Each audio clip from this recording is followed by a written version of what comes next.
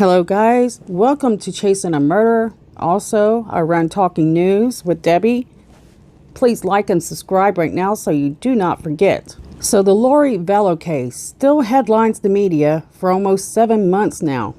It is a tangled web of twists and turns, as well as strange relationships and several bitter divorces.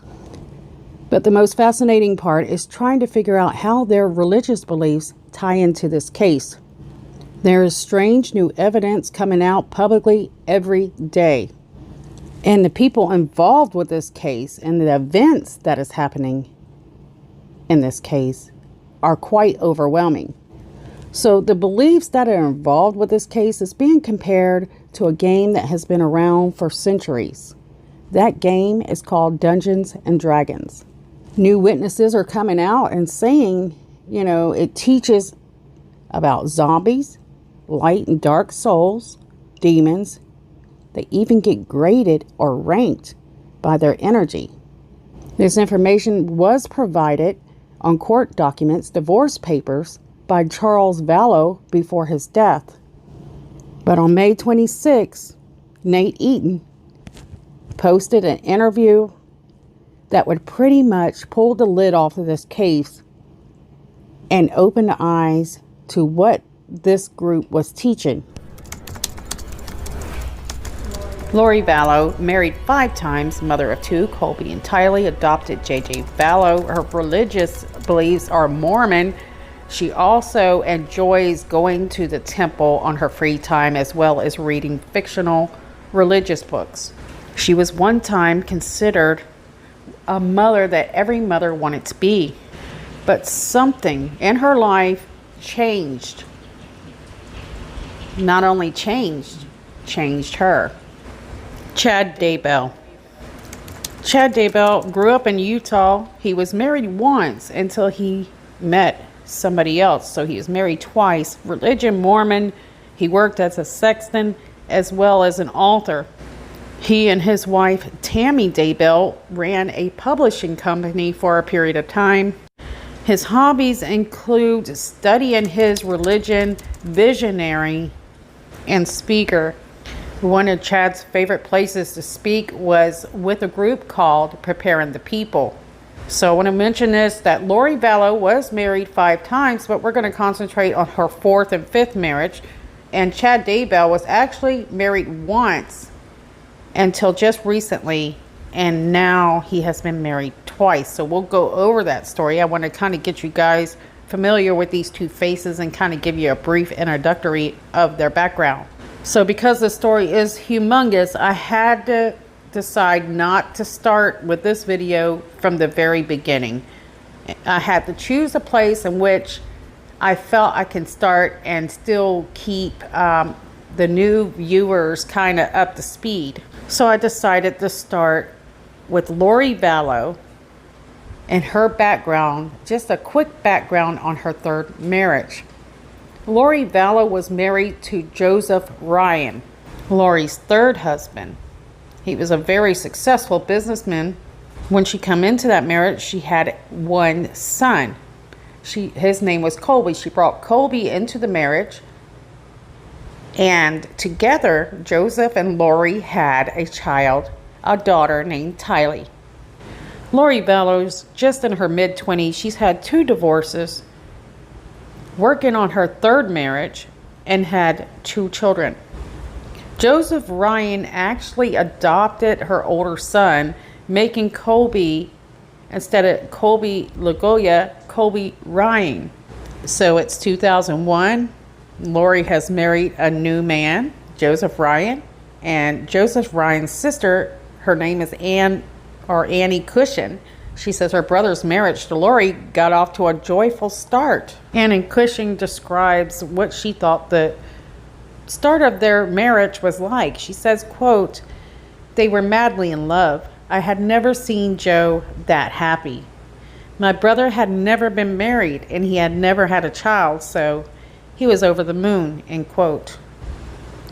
During the marriage to Joseph Ryan, Lori and Joseph Ryan move into a dream home. This home was very large. It was absolutely stunning. And they were living in Texas at the time. But the marriage was not as blissful as Lori makes it out to be. The marriage lasted only a few years. Actually, they were married from 2001 to 2004. But the battle for her daughter Tylee lasted 14 years. Around 2001 in April, Chad was working for Access Computer Products in Provo, Utah. And around October 29th of 2001, Chad is featured in an article. It's titled, "Not All is Gray for a Sexton." In that article, Chad describes what his job is like.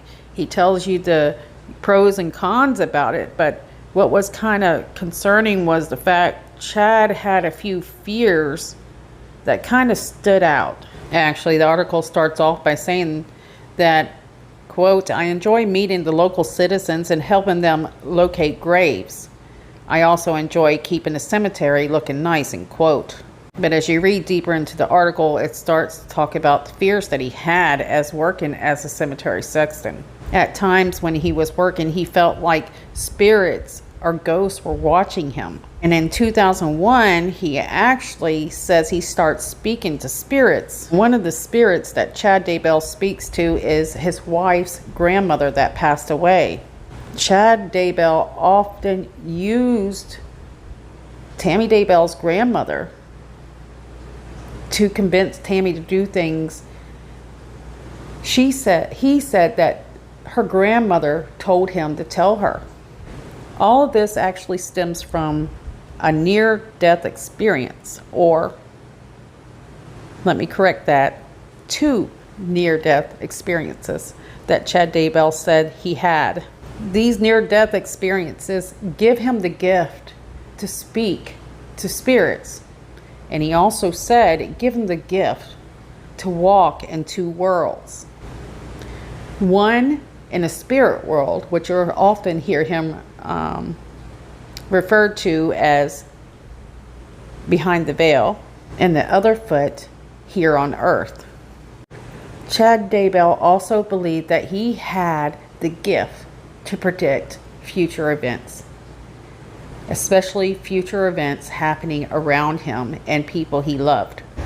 Chad also in this time period believed that he could speak to these voices, but also these voices could speak to him, and some of those voices told him to write books. So Chad and his wife Tammy Daybell start a publishing company, and they also start writing books and getting them out. They also publish books for other Mormons that follow kind of the same faith that they do. So it's around March 18th of 2003, and Chad has a huge setback. His books are pulled from the shelves of the Deseret bookstores. Allegedly, the book is pulled from the shelves because of irrelevant scenes in the book Chasing Paradise. Okay, guys, remember this. This is a point where Chad actually believed, in good and evil and had him in the, right path. But anyways, the books were pulled because an angel drop kicks a naughty spirit through the wall. Chad is also working as an editor at Cedar Fort Publishing. Not too far apart from each other, Lori is also starting to hear voices. And according to Annie Cushing, which is Joseph Ryan's sister, she said, Lori definitely likes being the center of attention. She told my brother Joseph Ryan that God told her she was going to be on the Wheel of Fortune before she even auditioned, end quote. Shortly after this, Lori was a contestant on the Miss Texas pageant. In one video that captures that moment, you can see Lori walking across the stage and the announcer telling the story about Lori winning $17,000 on Wheel of Fortune. She was just recently on the Wheel of Fortune and won over $17,000. Lori Ryan, she was known at the time, was a semi-finalist but was eliminated in the final round of competition. While here you see a woman that has everything together. She has a beautiful home. She has 2 beautiful children. She has what you believe is the perfect husband. But behind all that, there's a lot of drama going on. There is a nasty divorce brewing. In Hays County, Texas, August 13, 2004, Lori and Joseph Ryan start the process of separation and divorce. According to Lori's son, Colby, Joseph Ryan wasn't the greatest father. He had abused Colby at a young age, and the abuse led to Lori's third of divorce. Colby felt that Joseph would target him. Oops, lost my spot. He said, quote, "He went out of his way to make a point, and when he would like spank me, and then he would just did weird things like little hits in the head. He thought it was funny," end quote. In that relationship, Colby felt like a victim. He didn't feel wanted. But Joseph Ryan had adopted him, so this was confusing to him. And then worse accusations come forth. Colby said that Joseph Ryan was allegedly touching him inappropriately. We know that Lori did, in fact, leave Joseph Ryan, and she tried to keep the large home, but wasn't able to do so. Also in 2004, Chad and Tammy, they founded the Spring Creek Book Company. Tammy was the person that was doing the majority of the work to get this business started. She wore many hats. She was juggling the role as chief financial officer with also designing the book covers. Chad Daybell says that Tammy is the true backbone of the company. Tammy Daybell was very loyal to her family. They were her number one thing in her life. Tammy had her hands full. She raised her children. She cooked dinners. She was working. She was helping her husband build a company, while Chad focused on his desires. He worked on and off at real jobs, and he was writing books in between all that. Chad was also starting to speak at these prepper events. There, he spoke about future signs of end days, so many things, microchips. While Tammy was truly the backbone of the family, she was there taking care of, making sure he could reach his dreams and that her children were being fed and nurtured and cared for. Tammy would often go to the temple where she would submit many of their ancestors so that they could be baptized for the dead. Occasionally, Tammy Daybell enjoyed playing games. But when she started playing these games, Chad Daybell would tell Tammy that he heard voices. And those voices said Tammy needed to stop playing the games and focus on submitting the ancestor names to the temple. And so that was one of the first signs that you can see where Chad Daybell is using these voices to gain and control people to do what he wants. Meanwhile, in Texas, the divorce between Lori and Joseph are firing up. They're going to court over custody over Tylee. They're going to court over finances. Lori tells a judge that she can't make it on less than $72,000 a year. This happened in a 2005 bankruptcy hearing. So Lori Ryan at the time has listed herself as working as a hairstylist, but most people that we've spoken to say that she's hardly ever worked. It's evident she was dependent of others. Falling into deep debt, she realizes she's not able to afford that home, and it's a $710,000 home, and she's evicted. At this point, Lori had to depend on the court systems to try to financially stay afloat, but it's just not working out for her. Finally, on May 18, 2005, Lori Vallow's divorce is finalized. This is happening in Hays County, Texas. Once again, she's a single woman. But there's a few other things that mean a lot in her life, and one of those people, his name is Alex Cox. It's her brother. Alex Cox, who's a truck driver, is the main protection of the family. That's what they consider him, and mainly for his sister Lori. So what is Alex Cox like? Alex Cox is mentioned by several people that he's a lot of fun to be around. In fact, he was into doing comedy shows, and actually he had done one comedy show that was recorded in Phoenix. Alex Cox's talent with comedy was his voice. He wanted to be a voice actor, and he had actually auditioned for a few jobs. In February 2006, approximately 260 days after her divorce, Lori meets a financial advisor by the name of, his name is Leland Charles Anthony Vallow. She found the perfect guy that she fell in love with, and that would be great for raising a family. They had one problem. See, Charles was a Catholic and Lori Vallow was a very devout Mormon. According to Charles' ex-wife, he actually converted from Catholic to Mormon. Charles Vallow showed at the very beginning that he would do anything for Lori, and that's because he loved her that much. According to most people that you speak to, Charles was just an amazing father. He was an amazing husband. He just did everything he could to please his family. In fact, he took on Lori's 2 children from outside of their marriage. And in 2014, they adopted J.J. Vallow. Joshua J.J. Vallow was really Kay Woodcut's grandson. Charles and Lori Vallow were excited to adopt JJ. Charles and Lori were married about 13 years total, and he believed that he had a perfect marriage up until about the 11-year mark. Now, during most of their marriage, Charles was having to deal with Lori and Joseph Ryan's custody battle, and it was very unpleasant. It meant a lot of court dates.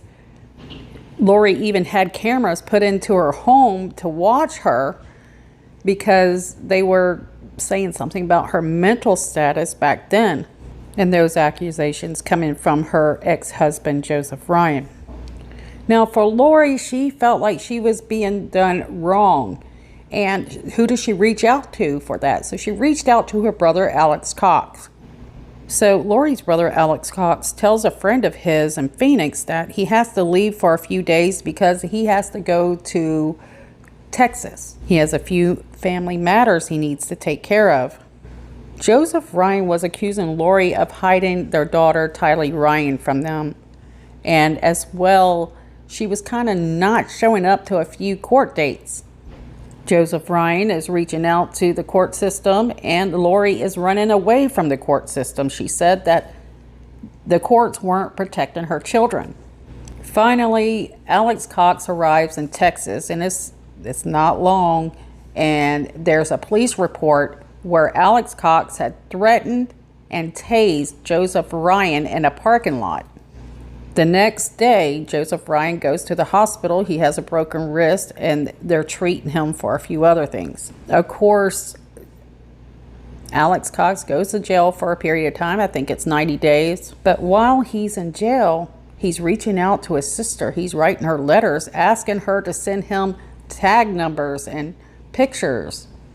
Alex Cox actually admitted that he was the one that attacked Joseph Ryan, and afterwards Joseph Ryan had dropped a few things he was trying to get done through the court system. A lot of people feel that he was scared at the time, but it wasn't long and he picked up where he left off. So this is where they pretty much fought 14 years over custody for Tylee Ryan. But the letter that Alex Cox wrote to his sister from behind bars basically kind of gives you an idea that maybe he is that protector and maybe he will do anything for her. In interviews later related to this case, a friend of Alex's, but goes by the name of Tracy, was asked, do you think Alex Cox is capable of doing these kind of things? And she said, if he feels that his sister is being threatened, yes, I do. So Charles Vallow has a first-hand eye on what's going on between Lori and her third husband.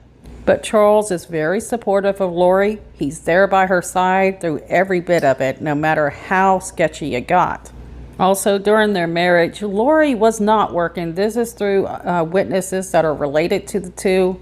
They said that Lori hardly ever worked. In fact, when Charles went to work, she was out visiting people. She was going to the gym. And as time moved forward and years passed by, she started going to the temple. That was her favorite thing to do. Lori spent a lot of time at the temple, But what did Charles' ex-wife Cheryl think? Cheryl, who was Charles' ex-wife, says that it's around this time that she realizes or suspects that Lori is dealing with some mental issues. So the courts are concerned about Lori's mental status. Charles' ex-wife is concerned about her mental status. And later on, we will find out what Charles thinks. So Charles's ex-wife also mentioned that Lori seemed to love the attention that was coming off of, the court drama and all these other things. And Lori would do what Lori wanted to do no matter what the law stated. So this information is important for what we hear later.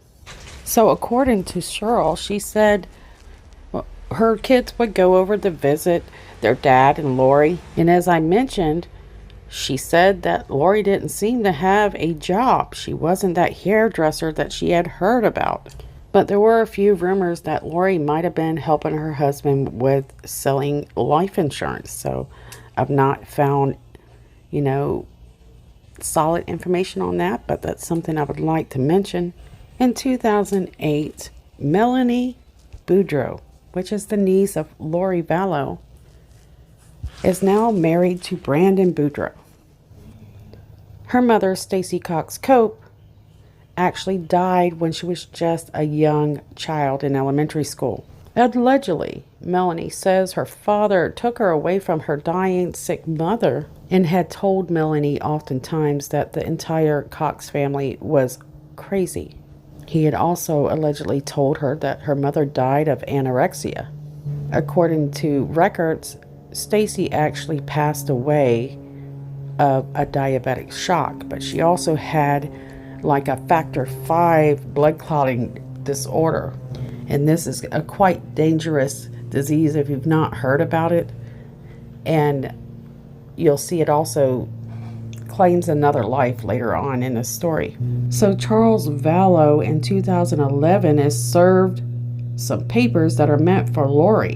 And these papers are kind of requiring Lori to undergo psychological evaluation. This stems from allegedly because Lori told social workers that death would be an option before giving Tylee to her father.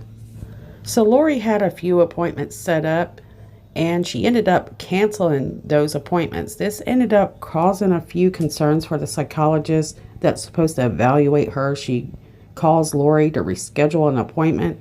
Allegedly, she says that Lori is a flight risk, and this is brought up in court. So I want to make sure I mention that date. It was August 5th of 2011 that the process server served Lori through her husband. So 2015 rolls along, and Lori and Charles Vallow's marriage seems to be working out pretty well for them. The custody battle and court dates are kind of slowing down between Lori and her third ex-husband. Also in 2015, Lori and Charles Vallow moved to Kauai from Arizona. Lori was attending her Mormon church there on a regular basis, where she met this woman that she became great friends by the name of April. April was a fellow Mormon. She also enjoyed working out just like Lori. They had a lot of stuff in common. April said everything about Lori seemed to sparkle, including her marriage to Charles, a successful investment advisor. April explained that this is also around the time that Lori begins to become very obsessed by a man's books, and that man is Chad Daybell. And she says she became especially fascinated and obsessed with the fictional series called Standing in Holy Places. In fact, Lori was so obsessed with those books, she bought the whole series and bought her friends some books as well. Lori, Charles, and their children lived in Hawaii for a small period of time. April explained that her and Lori would hang out for church. They would hang out at the gym, and then their kids would hang out with each other. And April explained that Lori was an exceptional mother. She had, or was that mother that everyone wanted to be. So April's daughter, Echo, was friends with Lori's daughter, Tylee. And according to April, she said her daughter loved Lori just as much as she loved her friend Tylee. According to April, her daughter was a best friends with Tylee and was a constant visitor to the Vallow home. She would even come to visit them in Arizona. Lori would take the kids paddleboard and they would go to the beach, zip lining, all those adventures, just great things that kids love to do. She explained that Lori was always there and always part of it. So April gave us a glimpse into who JJ was. He was now not that little infant that they adopted. He was now growing into a very busy child. They find out that he has autism along with a few other special needs, which requires JJ to get a trained service dog. JJ's emotions were all over the place, according to most witnesses that knew him. They say that at one minute he would be crying, at one minute he'd be angry, and another he'd be laughing. You never knew. It just jumped around that quick. According to April, the oldest child at the time, Tylee, had an incredible bond to JJ and explained that they had a beautiful relationship. In fact, she took care of JJ as if she was a mom to JJ. And so these facts are very important for what we learn. Lori says later, according to a few witnesses, the children, but Tylee especially, were starting to miss their friends over on the mainland. And so the family packs up. The smoothie business fails, and they go back to Arizona. 2017 is the most important year, really, as to where this case starts to fuel and grow. So Lori and Charles move back to the mainland, and the Daybell family is going through quite a few significant changes themselves. Around May 19th of 2017, Chad Daybell, he has new visions, and those visions have changed. He has suddenly changed the type of man that he is. And he focuses on areas that he has never focused before in his entire life. So these were signs of a big change in his life. He was caring about the shape of his body and his health. Signs he had something new in his life, like I mentioned, and it's making quite an impact. So this is the same man that was big on family meals, especially on Sundays, his books. But now suddenly, health, fitness, all these type of things are something that he's talking about.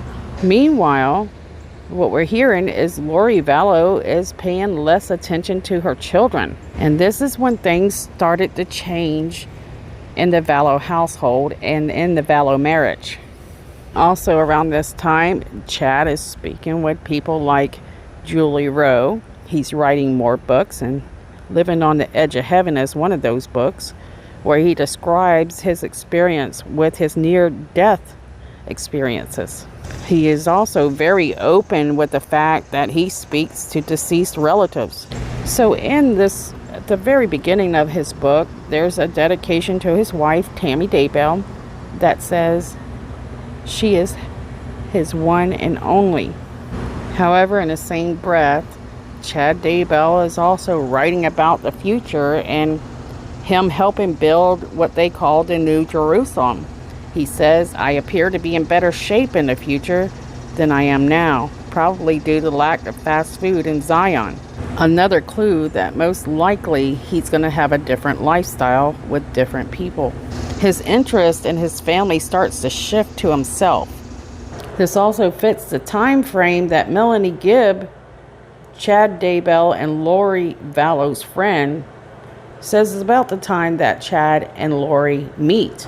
It's the summer of 2017, and Melanie Gibb, who is a fellow podcaster, Mormon, book writer, as well as a visionary, is at a prepper event in Ogden.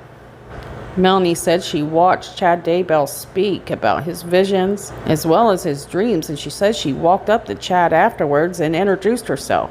She said, quote, I wanted to meet him because I thought his dreams were interesting.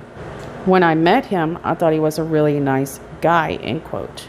She says it's at that point she really don't know Chad that well. They've only talked at events. Melanie later ends up inviting Chad to like events that she hosts in Mesa. And again, this is after Melanie meets Chad for the first time at a camp out in northern Utah.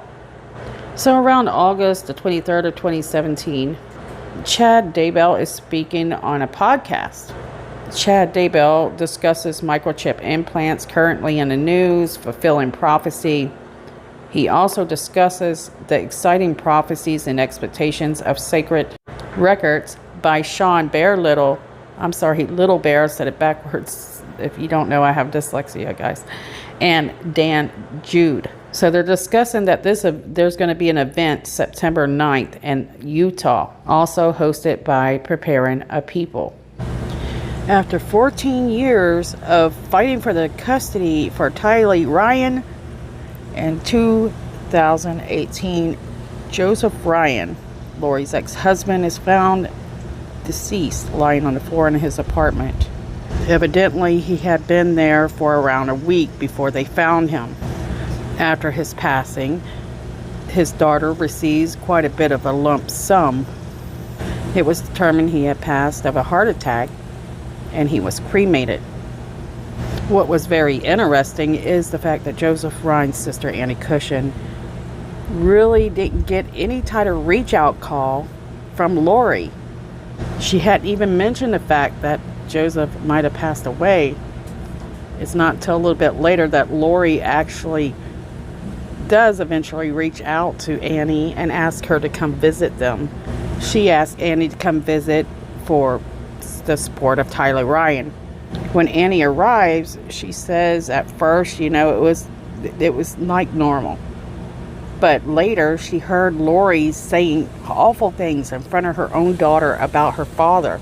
And one of those comments that she mentioned that sticks in her head is, the world is better off without Joseph Ryan. Annie Cushion never felt the same about her close friend, Lori Vallow. She couldn't understand why she was saying such things, especially in front of her daughter. That was her father. So sometime during the end of 2018 and 2019, Chad Daybell is speaking with Lori quite often. And this is where things really begin to heat up and the drama just takes off. So a lot of us believe that during this period, this is where the drama starts to take off. Everything really starts to fuel up during this time frame. So it's around October 2018. Melanie Gibbs says she is teaching a class at church in Utah, and after class she said a woman by the name of Lori Vallow walked up to her and introduced herself. She said they kind of had the same struggles in life and hit it off. They also hit it off spiritually, and from there they become really great friends. Melanie Gibbs spent a lot of time over at Lori Vallow's home, where she learned about Lori's family life, her kids, and especially about JJ. Melanie explained that JJ was quite a handful at times, and Lori talked about this quite often. So it's October, the weekend of the 26th through the 27th of 2018. Chad is speaking at a prepper event in St. George, Utah. Lori Vallow and Melanie Gibb decide to take a girl road trip to check out the event. Lori Vallow leaves her children behind, jumps in a car with Melanie, and they head to Utah. Chad finishes speaking, and then he's there selling his books. Melanie Gibbs said that she and Lori Vallow were there about 2 or 3 days, and Chad was there for only 2. On an interview with Nate Eaton, Melanie Gibb pours her heart out, trying to explain to the world what exactly happened and how Chad Daybell and Lori Vallow become to be close friends. Melanie explained that Lori actually went up to Chad and just started talking to him about his books, and she started asking him a lot of questions. She was very interested in what he had to say. She said that Melanie was interested in what he thought and that he was interested in what she knew. So the two actually just started talking about these different beliefs, and that are type of topics that you don't talk about within the church. This is not something that the church would support. What's interesting is another friend of Chad Daybell Julie Rowe said that Lori Vallow at the time was like Chad Daybell's groupie. Julie Rowe on a YouTube video explained that she was very uncomfortable by the energy Lori Vallow gave out. But she remembers that Lori was very, very interested in Chad Daybell.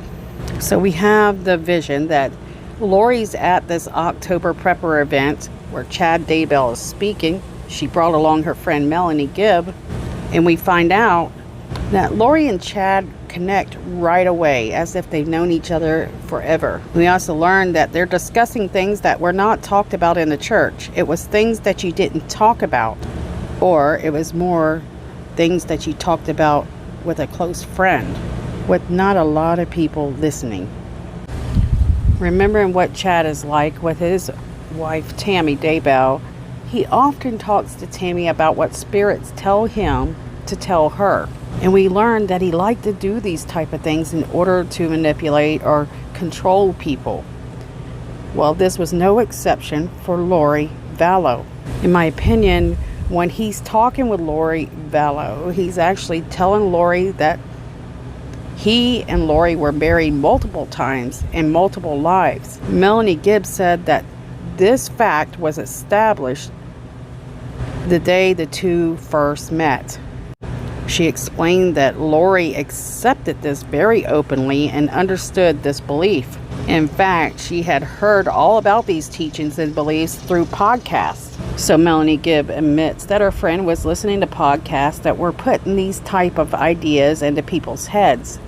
And she also admitted that these are things that they do not teach through their church. 2 days in, Chad Daybell returns home. The girls leave 2 or 3 days later. Lori's friend Melanie explains that Lori and Chad Daybell hit it off. There was no doubt about that. And after that, they began speaking nearly every day. According to Melanie, Lori had 3 phones. One of those phones were used specifically to talk to Chad Daybell. It seemed that Chad and Lori had developed a relationship past beliefs and common ground. It seemed that Chad Daybell had a mistress. Chad was married to Tammy Daybell. They had 5 children. Lori is married still to Charles Vallow, where they had 2 children from her previous marriage and one that they adopted together, which was JJ. Chad had mentioned that his wife Tammy had actually gone to a few events with him in the past, but Melanie Gibbs said that she didn't see Tammy or the kids at the events. She wasn't aware that they were there. So sometime in this period, Chad Daybell speaks to Tammy's deceased grandmother and tells Tammy that the grandmother tells Tammy to stop playing games and to start submitting names to the temple. And that's their deceased ancestors, so that they can perform the baptism for the dead. Melanie Gibbs said that she actually met Charles Vallow over there at their home. They've even barbecued together, and said that Charles would bend over backwards to help Lori or to please Lori. But Lori didn't seem to want anything coming from Charles. Melanie says she also witnessed that the couple was arguing quite often, which is the opposite of what Lori's oldest son says. She says she's never seen Charles get aggressive or show any kind of, aggressive anger. Julie Rowe, friend of Chad Daybell, she says their relationship starts to kind of go their separate ways, and that she doesn't see Chad very often. But she does admit that once Chad Daybell and Lori met, that it became romantic immediately. So another prepper event is held in Arizona, not too far from Lori Vallow. And Chad, Melanie, and a few of their friends actually come and stay at Lori Vallow's home. Chad Daybell left his family entirely behind. He comes alone. Melanie explained that the two, they would often go jogging in the morning together, that they were kind of inseparable, and that Charles Vallow was away on work. Melanie Gibbs said it was pretty obvious that they had something going on at that time. Chad Daybell, before he leaves, creates a portal in Lori Vallow's closet in her home. This portal is there so that Lori can go sit in the closet, Chad in his portal, and they're able to communicate spiritually. And they can also have other spiritual contacts and connections. But the portal is still kind of unclear as to how they used it precisely. So the friend of Chad Daybell, Julie Rowe, says that she remembers this prepper event that was in November of 2018, so it's sometime in the fall there. A friend had actually sent pictures of Lori and Chad together, and Julie Rowe said, you know, she kind of started noticing shifts in her friend Chad. Julie Rowe is supposed to be a very strong visionary, and this stems from a near-death experience she also had, which this is what brought her and Chad Daybell to become friends and contacts. He actually became her publisher for one of her books, or a few of her books. And Julie explains that sometimes their gifts attract people and that are completely fascinated. They're in awe of the gifts that these people carry, and it's because they don't have these gifts. And she feels that Chad's gifts is what drew Lori in, and drew her in more like a groupie than anything else. She claims that Lori Vallow was completely fascinated by Chad Daybell. But Chad Daybell's friends are not the only one noticing this huge change in Lori. In fact, her sister and brother-in-law, Charles Vallow's sister, Kay Woodcock, and her husband, Larry Woodcock, noticed a change about 6 years into Charles and Lori's marriage. They noticed there's, you know, a change in how she's mothering her children. Larry Woodcock says the first 6 years you couldn't ask for a better mother than Lori. Larry at the time said, I can't tell you the date she got involved with this cult, but I told Kay 2 or 3 years ago I thought Lori was changing. There was something about her that was not the Lori we loved. They explained, just like Lori's friend April, that she started reading some books that were published by a man by the name of Chad Daybell.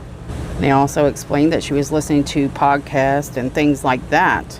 And then as the years went by, and the more she was reading these books and listening to these podcasts, the less of a mother she was becoming. So back to the weekend that Chad Daybell, Melanie Gibb are all staying at Lori's very large home, and it's one of the 2 homes that they own. Melanie Gibb explains that there was more than enough room for everybody to stay there. She said that Chad Daybell was speaking to the entire group, but there was times, especially in the mornings, that Chad and Lori would go off alone to talk.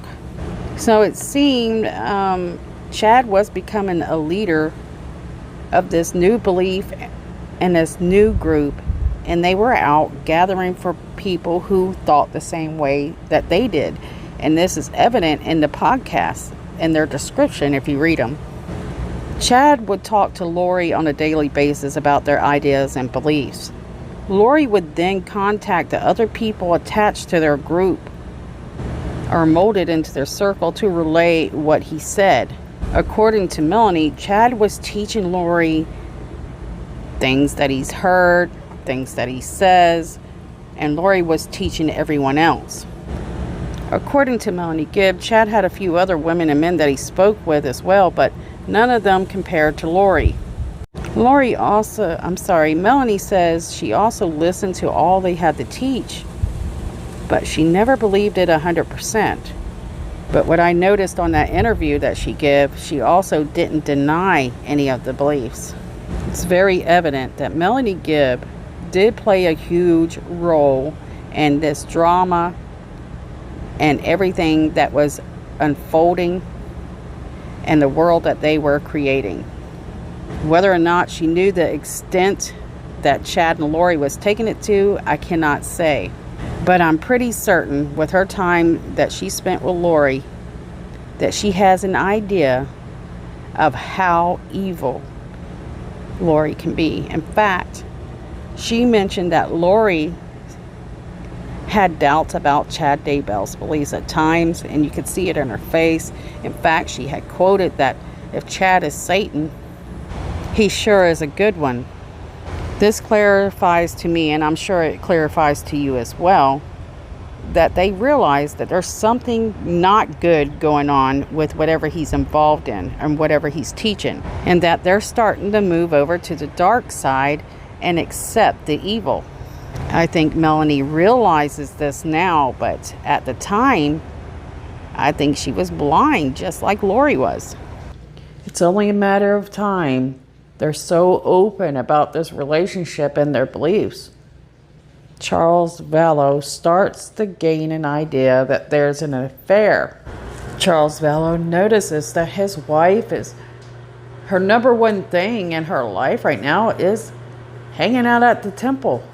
Lori Vallow has seemed to put the kids to the back burner. They're not her number one priority anymore, according to him, as well as many of their friends around this time. Lori is basically hanging out with Melanie Gibb almost every single day. Melanie Gibb and Lori Vallow hang out with girls like Rachel Dixon from their group. Lisa assists others in enhancing their spiritual gifts. She's also involved with setting up the Preparing the People events. Also, they had other friends like Hector Salsa Jr. Hector Salsa was born in Puerto Rico. He was very young when Hector started seeing visions of the future, including futuristic events. Hector had learned his gift from his mother. And when you hear about the earthquake that Lori refers to, she learned about the earthquakes that were supposedly to happen from Hector, who also predicted the plagues and several other events to happen for humanity, which everybody realizes is going to happen eventually, especially with high population. So Lori had learned of these earthquakes from Hector, and these are very important details to remember as we get deeper into the story. They had other friends, which we've already spoken about, Jason Mao. You can check out older videos to get more on him. Then you have people like Lisa Stokes who are teaching that, how to control these visions and what they mean. All of these people are connected to one another, and they are selling tickets to events where they're speaking on these subjects as if they know for certain these things are going to happen, like the Jesus Christ second coming, as you've seen in that document I just showed you.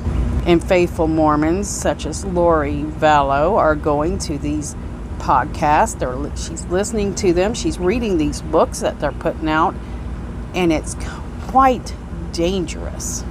Their teachings are not teachings that they should be teaching in absolute value. They don't understand just how they can affect other people who are not strong enough to understand that these are visions that could, but most likely won't happen. And it's these teachings, this group of people that are trying to distance themselves from Lori as the innocent, that have created this world. And that includes Melanie Gibb, that includes Jason Mao, that includes Lisa Stokes, and every last one of them. But the biggest influence that caused the situation was Chad Daybell, and they should be held responsible for the murders that are going on right now. That is my personal opinion. They have created this. They designed this by creating false fear and teaching things that are not of absolute truth. And the Jesus Christ of Latter-day Saints will tell you that these are not the correct teachings of the Mormon faith, and that these people are leading astray the true Mormons and their truth. But Lori is listening to this stuff. She's listening to these people that have visionaries, and she's comparing what they're saying with what's happening now. And what's amazing to Lori is some of this stuff is coming true. For example, we have COVID virus, we have Ebola, but these things repeat throughout history based on the population of people, as well as, the natural environment. It doesn't necessarily mean that it's the end of the world. But that's what they're teaching people like Lori. They're teaching her that we are at the end.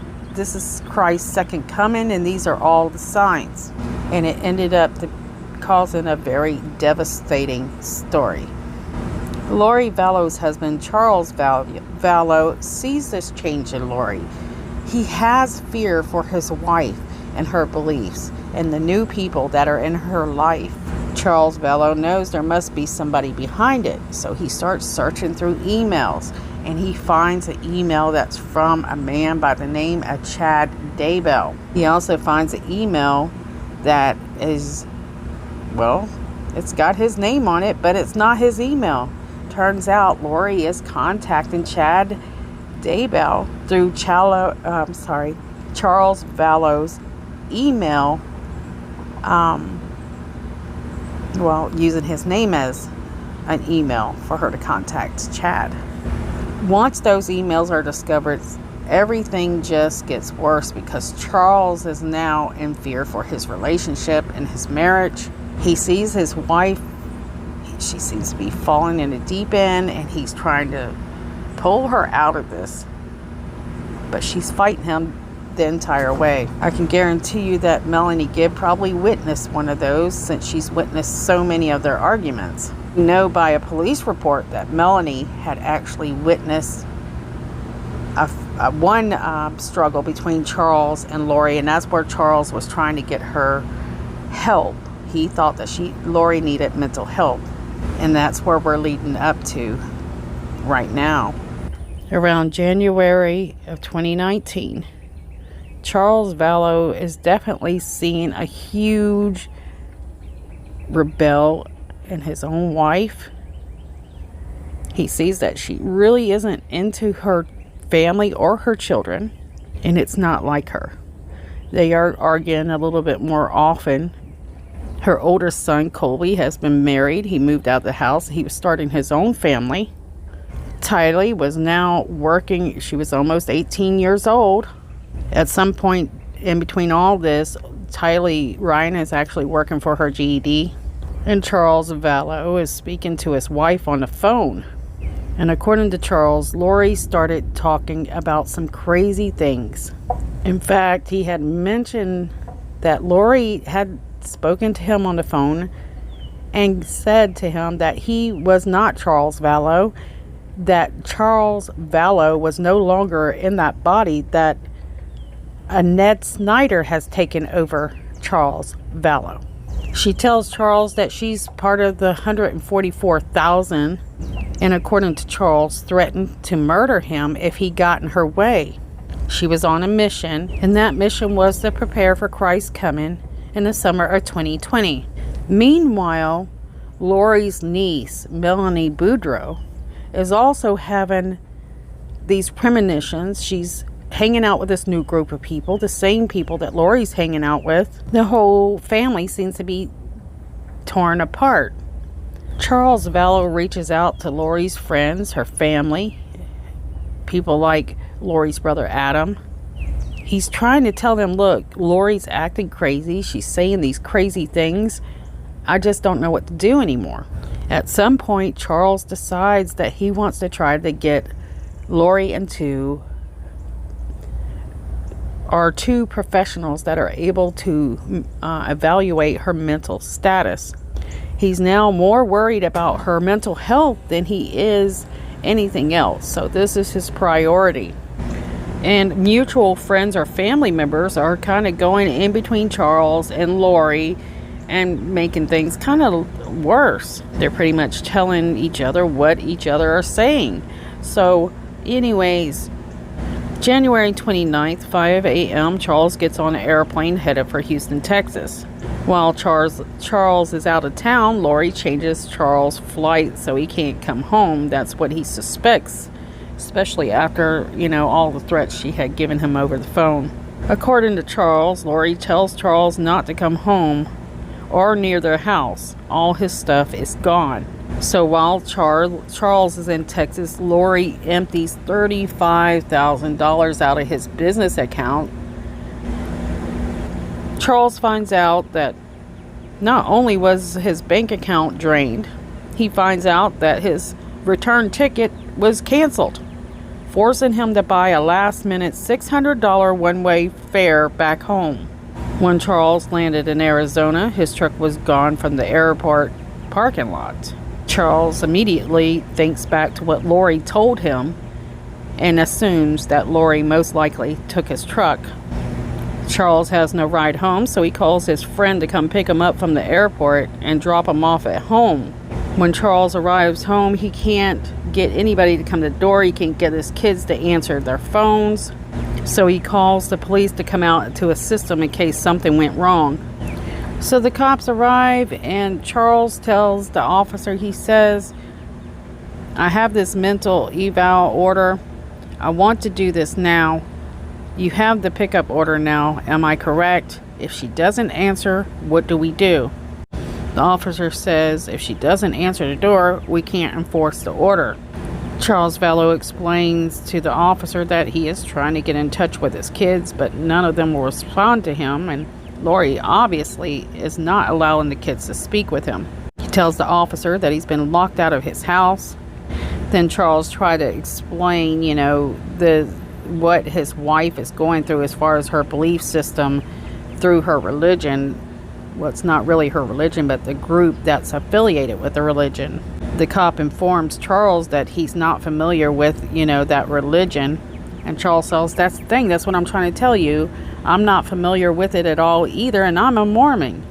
So it's clear the officers really don't grasp what Charles is trying to tell them and how desperate he is in this very crucial situation. Again, this is where cops are short-handed. They're not trained very well. Leads to a lot of sad endings with anything that's affiliated are tied to officers' involvement with the case. After a bit of time of reaching out to the cop starts to relax, walks with Charles up to the house, where they find the house was locked. Didn't seem or appear to be anybody was there. Charles puts in his garage door code. It opens, only to reveal there was no cars inside the garage. His truck was gone. Her car was gone. Doors were still locked. They didn't have any keys. So the cops help break down the door. They eventually get into Charles' home. The house was in eerie silence. There was nobody home. No kids, no wife, no TV, no lights. And he was even missing his underwear. Nothing of his was there, he says. At this point, the cops leave. And Charles is still trying to find a way to get that mental evaluation done immediately for his wife. He is trying to get help. He's already mentioned that Lori earlier told him that she didn't care what happened to the kids, that he could come get them. This is way different wife than Charles has ever witnessed. This is not his wife. This isn't the same person. And Charles Vallow is absolutely terrified. Not only has she drained his bank, taken everything he has, she won't let him see the children, and then threatens that she doesn't care about him anymore. So what would that leave him thinking with? I'm certain that Charles Vallow was not certain what she was going to do with the children at that time. Unfortunately, justice was not working for Charles or the children during this very desperate time. But Melanie Gibb was with Lori Vallow during all this, so was her children. So Melanie Gibb knew exactly that Charles had reached out to her and stressed his concerns about their beliefs and what they were teaching his wife. But you'll see shortly that Melanie wasn't concerned about how Charles felt. She knew what he was saying was correct, that he had reason to worry, but that didn't matter to her. So Charles knew there was one place that he could find Lori, and that was J.J. Vallow's school. Their youngest son, 7-year-old J.J., who had autism, was a #1 priority in the family because of, He was struggling with so many things. So Charles planned to go up to the school, wait on Lori to get there. Well, we hear on affidavits, Charles Vallow waited for her to get there, went in her car, grabbed her purse, and left. And soon after that, Lori had gone to the police station herself, trying to get her purse back. And who was at the police station with Lori? Her daughter Tylee and the officer, Melanie Gibb. I want you to watch this clip, and this is her talking, explaining how Charles was trying to trick her, when in reality, she was helping Lori trick the officer. She knew exactly why Charles had concerns, because it had to do with her and her group. What kind of car do you drive? An Infiniti QX80 black. So you got to the house, and then you got there and said, yeah, I deceived you, and then what was he calling you there for? He wanted me to come over there and get some information about her, pretty much. Oh, okay, what did he ask you? He was asking, like, what's got into her, like, Where is she, right? Where is she? Of course, I didn't say where she was. I didn't know where she was. She didn't actually. I didn't tell anybody. She didn't tell her me. out because I just thought it was safer for everybody to Yeah, know. he just basically wanted me to take his side, I think, and just say, you Told her know, how crazy I was and stuff like that. Well, On the next clip, this is where Lori has to interrupt her own daughter to stop her from telling or giving her a sign not to say too much, and to redeem her reasoning as to why Charles is worried about why he's concerned about JJ's welfare. Now remember, Charles was very concerned about, what Lori had said, the fact that she didn't care about the children anymore. So here's their account of what was happening. He was basically just texting me. He's acting like that my son was in danger. I was worried about JJ's safety and things, and texting her like he's gonna. So he at first texted me, "You doing okay today? Hey girl, are you?" He didn't file a police report or anything as far as we know, so I'm just assuming he was trying to get a response. And then I love you. He was. police report about what? Or I don't know, but he was acting like he did something. No, that was from him. That's before. That was from his phone. He didn't take my purse until 8:30. This was last night. at school. that was from his mom. And he was sending word for word the same text to my cousin, like What's his name? Charles. What's his phone number? He has the same last name as you, I'm assuming? Yeah, Vallow. Charles Vallow. So my friend that's a police officer, he said, go file a report, file a restraining order, all that stuff. I don't want to do all that stuff. I just wanted to be on record, and if you can get the purse back, that'd be lovely, because all my stuff's in there. I'm really mad about my lip gloss. From how credit cards, Well, he has all the cards with all the Yeah. stuff, so he's mad because I took the money out of our account, but it's a joint account, so he wants me to give him money. okay, well, that's all a civil issue. That's what I'm saying, like. Purse, there's no reason why he's walking around with your purse, your ID, that he doesn't have a right to. Right, Married or that's what not I'm saying, married. all the rest of the stuff is our joint stuff together. Yeah. So, All right. We're gonna leave the room temporarily. We're gonna try to give him a call, see if we can't get this rectified. that'd be great. Thank you. All right, you're welcome. Yeah, we read the report from earlier today regarding you not being able to get into the house and everything. So I do not have the order in front of me, so I cannot do that. It's got to be approved, and I know I cannot I cannot get her, well, it's got to go to our sergeant, who's got to call, verify that it's good, and then we get dispatched, the valid.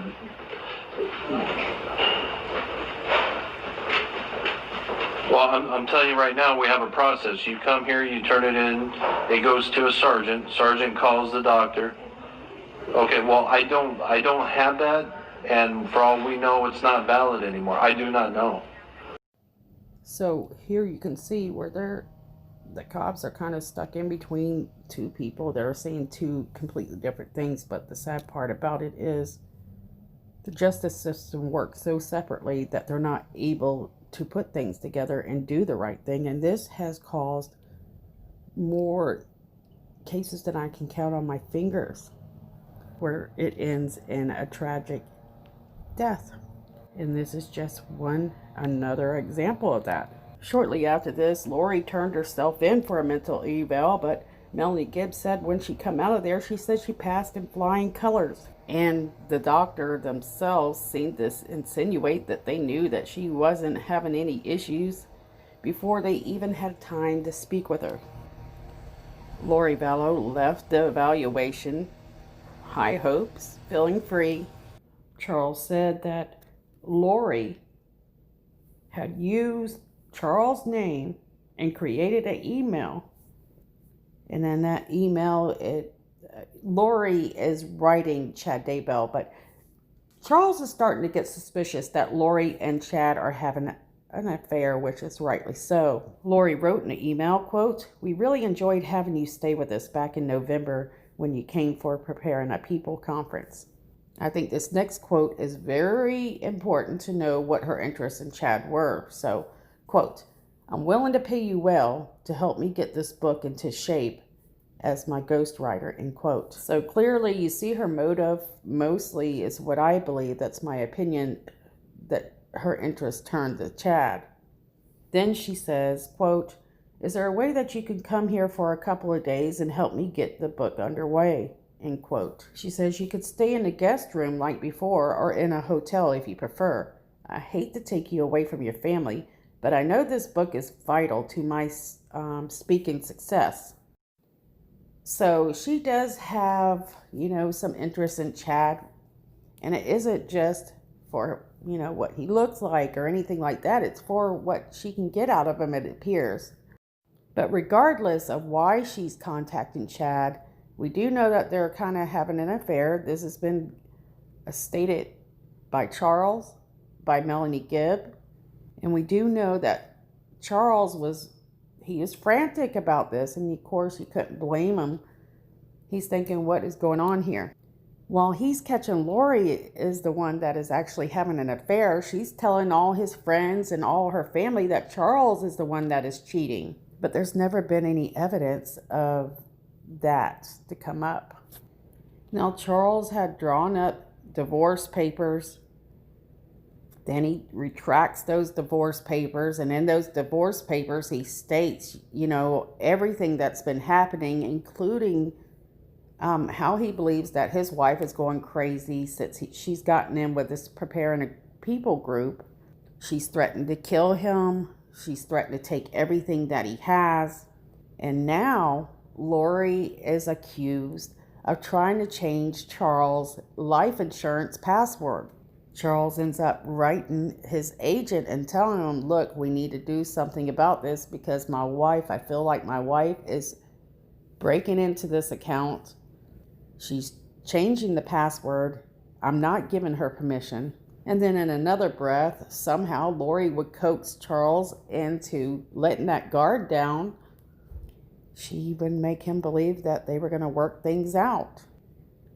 Charles actually started to draw the line and wake up at one point, and he contacted the landlord that he was renting a house from, and he had actually rented this house for him, Lori, and the children. But a few things went wrong. He knew things weren't working out, and so he moved out of the house. Lori had also contacted Charles and asked him to take JJ to school. Also in this time frame, Brandon Boudreaux, the husband of Melanie Boudreaux, the niece of Lori Vallow, says that Melanie asked him for a divorce. This comes shocking to him, and he realized this was stemming from the same group Lori was hanging with. So on July 8th of 2019, Brandon Boudreaux files a divorce and child custody case against Melanie Boudreaux. This is in Arizona, and the documents read that this affidavit was regarding minor children. On July 10th of 2019, Charles texts his estranged wife, Lori Vallow, to say that he would be there around 7:30 a.m. to pick JJ up. This was on a Wednesday. Also, we hear that Charles asked Lori if it's okay if he takes JJ to school on Thursday and Friday, and Lori tells Charles he can take JJ to school, but he cannot stay in the house. She also tells Charles that she will book him a hotel room nearby. July 11th, 2019. This day, Charles has two appointments, one with his estranged wife, one with his landlord. He shows up at 7:30 at a rental home at the 5500 block of South Four Peaks Place in Chandler, Arizona.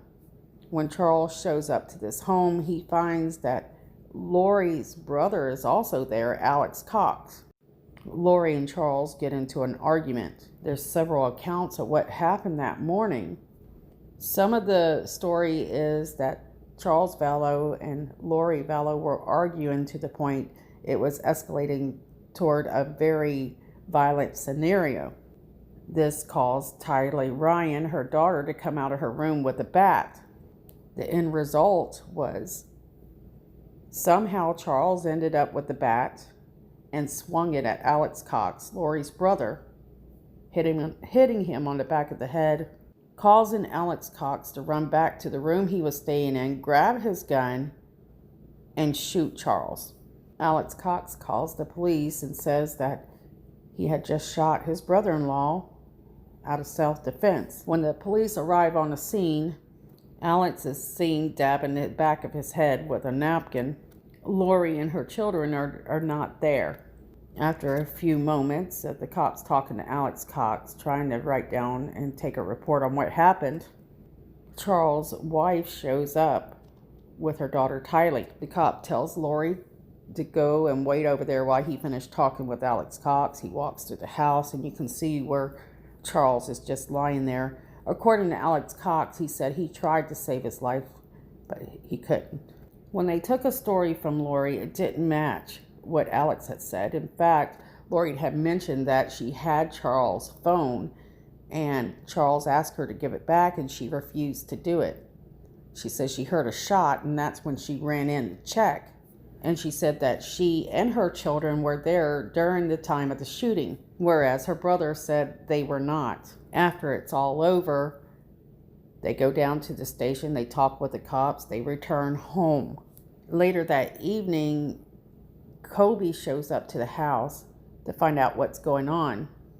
Lori's older son, Colby, said that she explained a totally different scenario than the one that really happened, and this upset him.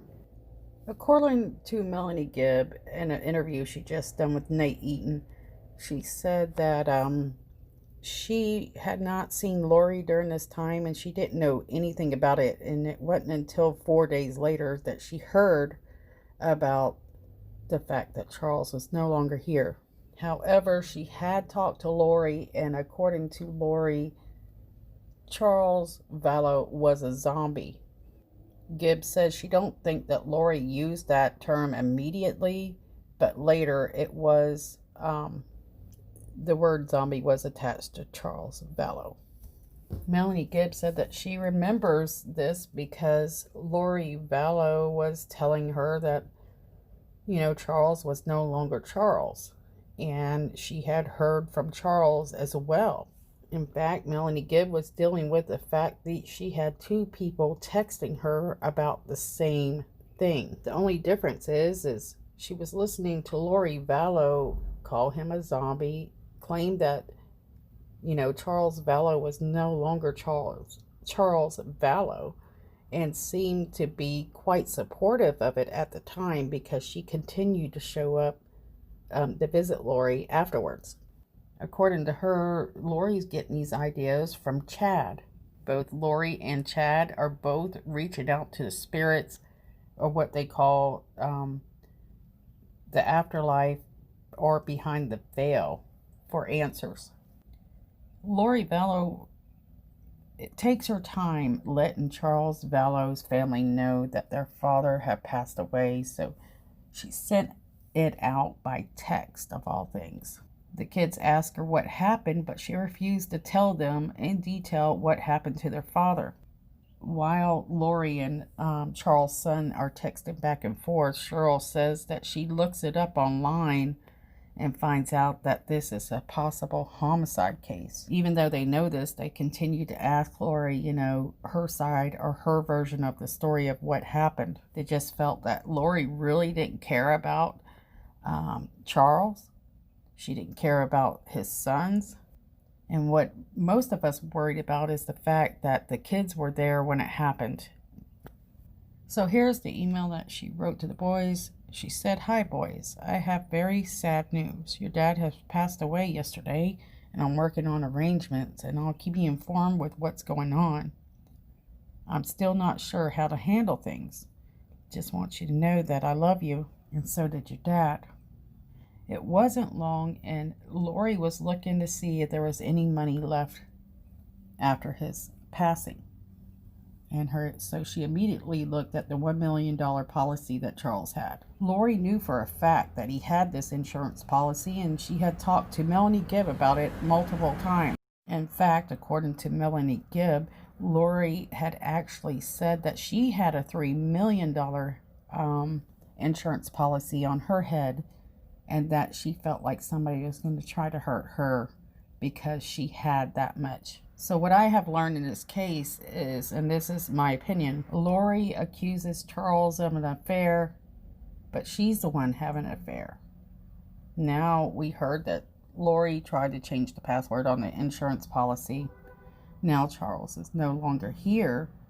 She's also telling Melanie that her people are after her for her insurance. So how you can figure out what's going on with the story a lot of times is to listen to what Lori has to say. So now we know Lori has been convinced that her husband was a zombie by Chad Daybell. So we know Chad Daybell is a big responsibility, and where Lori's beliefs and following is based off. After Charles is gone, it's almost immediately she's starting to hang out with this Preparing the People group, mostly with Chad and Melanie. And they seem to be manipulating a lot of people's lives. And so what they're doing is they're preparing for Jesus Christ coming in 2020. So Lori is doing podcasts with the group, and she's living the life that she is wanting to live. But when she finds out she didn't get the insurance and Charles Vallow's sister got that insurance, this kind of makes her a little upset. It also makes communication between Kay and Lori more difficult, especially for Kay. Once Charles is gone, JJ's kind of cut off from talking to Kay and Larry. Now what's interesting is a lot of people have never heard this, and that's the fact that we're hearing that Charles, when he left the hotel, and he was staying at this hotel for a few weeks, at some point, he tells a hotel employee to expect him and his son JJ back for breakfast that morning. Charles had also told an attorney, if something was to happen to him, it was Lori and her brother. So Charles is no longer here. He's leaving all these clues. He's leaving breadcrumbs to follow for investigators. But my gosh, we're here. I don't know how far into this story now. It's a while, and they still can't put those breadcrumbs together. This is where the word cult starts to become quite popular, because we know that whatever Chad Daybell, Lori, and Melanie Gibb, especially those three, are following with the Preparing the People group, what they're teaching at these events, it's agreed that it is not the teachings of the church. But something else we knew from those breadcrumbs is Charles was threatening to tell Tammy Daybell about the affair between Lori and Chad. He never got around to doing that, as far as we know. And there were more breadcrumbs adding up. It's just Lori didn't realize it at the time.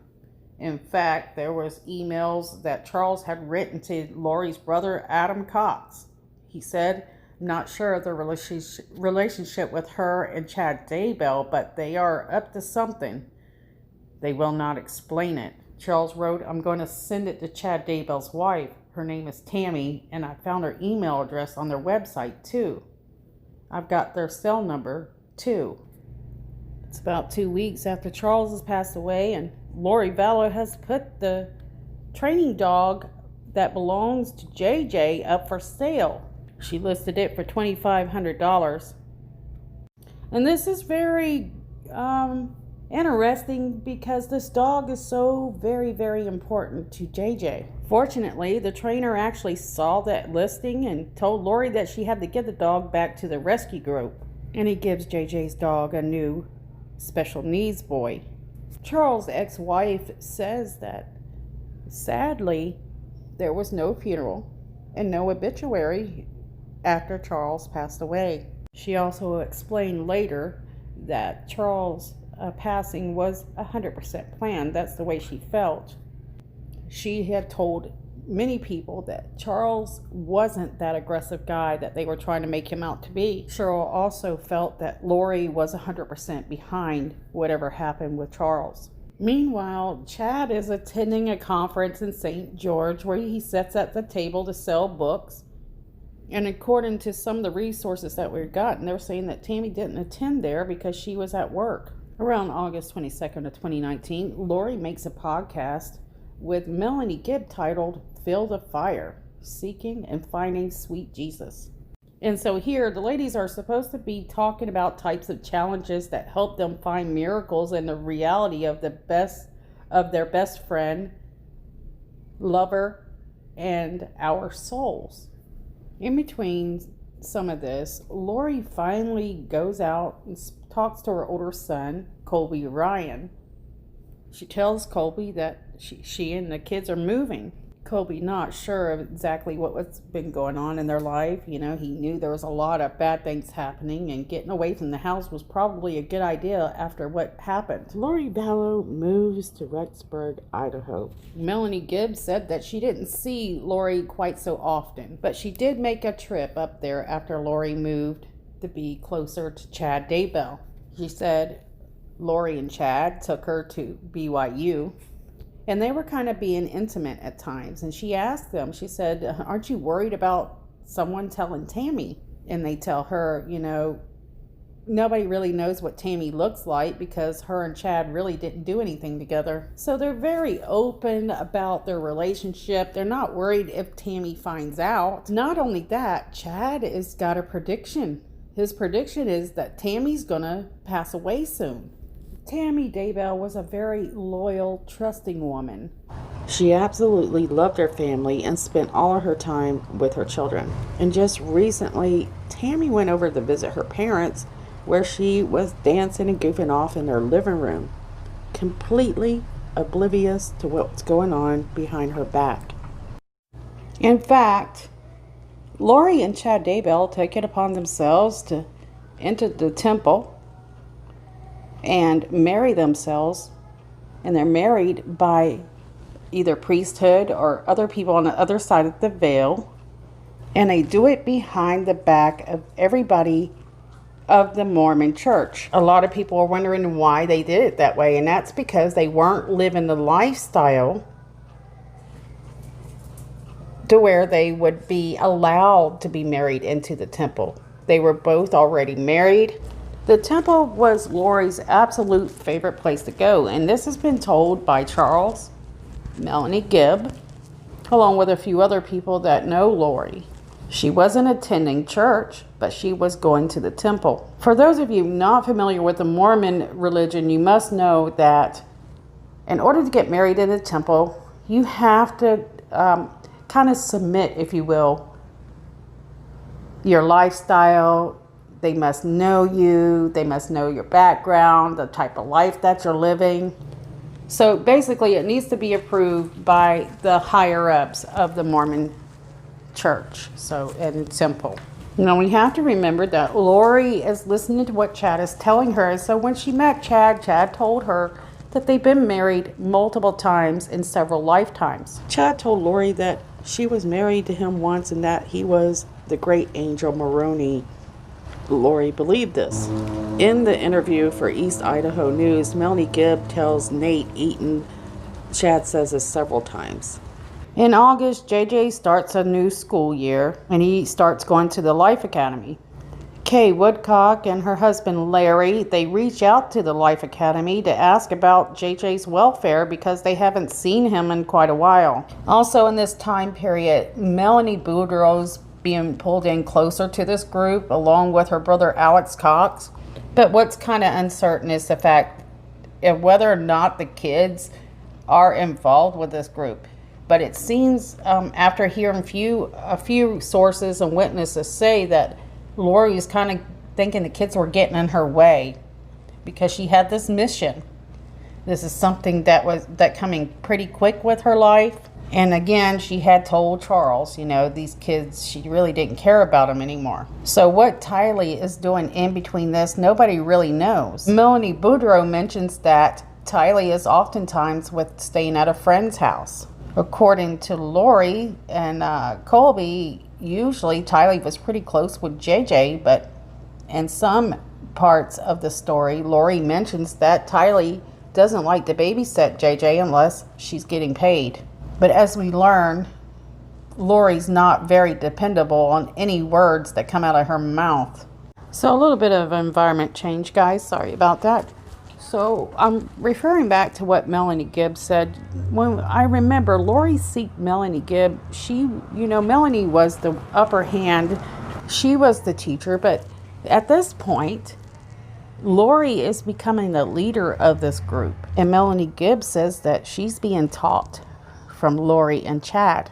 So also at this point, Melanie Gibb is feeling like she's like part of the chosen people. So there's only 144,000 chosen people for Christ's coming.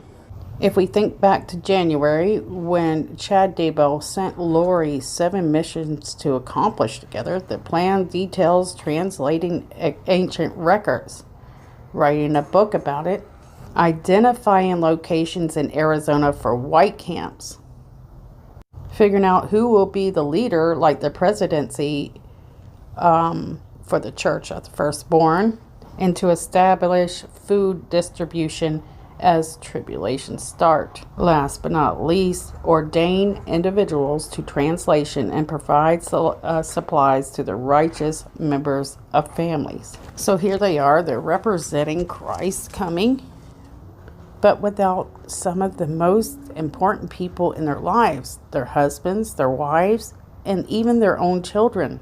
This email details that they have clear visions of starting their own church with their own new group of people that they've chosen, the 144,000. Melanie Gibbs says in an interview that she really doesn't feel like she's a special part of this 144,000, but she said Lori was able to convince her that, yeah, she was. They continue to do these podcasts, and here's a clip or audio of Lori doing one of the podcasts.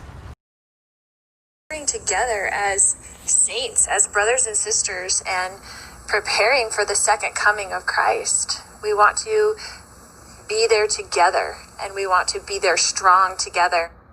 So you can hear Lori talking about this union, togetherness, helping each other.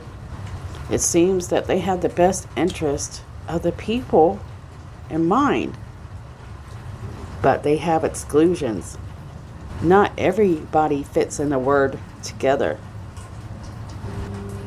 The next chapter in this story is where things begin to get darker, and guys, I'm going to have to do a part 2. I really tried not to, but it's impossible not to. There's so much to the story. And also, I think the part 2 video should come out better than the first one. I was really struggling to get this one finished. But in part 2, we're going to find out just how dark things become around this group. And we wonder, are we going to get answers of whether or not this was a cult? Coming up next.